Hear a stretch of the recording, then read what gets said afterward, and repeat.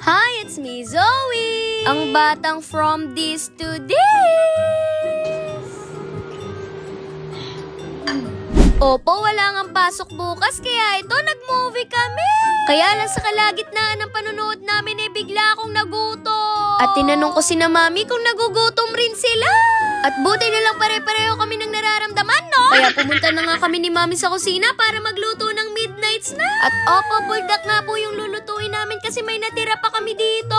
Gusto sana namin sa labas magluto, kaya lang sobrang gabi na. Opo, kasi ang batang from this to this nyo ay masyadong matatakotin. Kaya ito, nilabas na namin ng kapatid kong si Zion yung mga pang mekos-mekos. At ito nga, umpisa na natin yung pagluluto.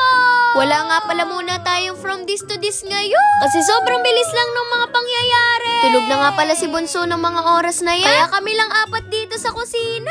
At kung gising man siya, hindi rin naman siya pwedeng tumikim nito kasi sobrang anghang niya, no? At sa puntong yan, nilagay na namin yung mga seasoning. At pagkatapos ay minekos-mekos na kagad ni Mami. At may konting paalala lang ang batang from this to this nyo. Okay lang naman siguro na kumain tayo nito pero dapat paminsan-minsan lang. At sa puntong yan, malapit na nga siyang maluto. Kaya inilagay na rin kagad ni Mami yung mga melted cheese. At habang nilalagay nga ni Mami, hindi ko maiwasang mataka. Tapos inilagay pa ni Mami yung paborito naming mozzarella cheese. Ay nako, sobrang cheesy niya na talaga, no? At habang hinihintay namin tong maluto, gusto ko na rin samantalahin yung pagkakataon. Gusto ko pong magpasalamat sa lahat ng mga nagmamahal sa amin. Thank you po sa 48k followers na nakitawa at sumuporta sa Brooks Fam TV.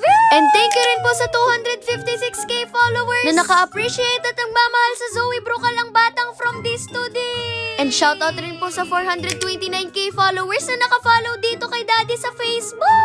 Pati na rin sa 578k na followers niya sa TikTok. Mahal namin kayong lahat. At ito nga, sa wakas, luto na.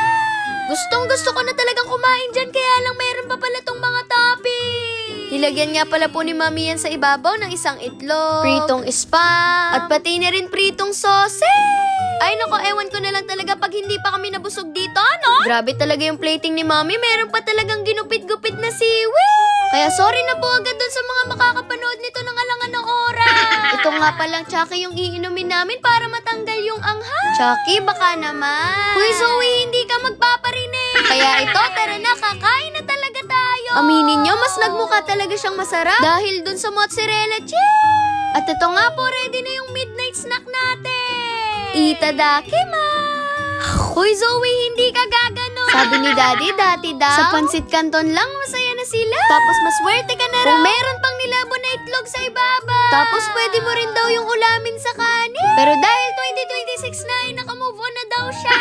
Pero bago ang lahat, comment nyo naman kung tagasan kayo. Para malaman ko naman kung hanggang saan nakakarating yung mga vlog namin. At na-enjoy nga naming lahat yung niluto ni Mami.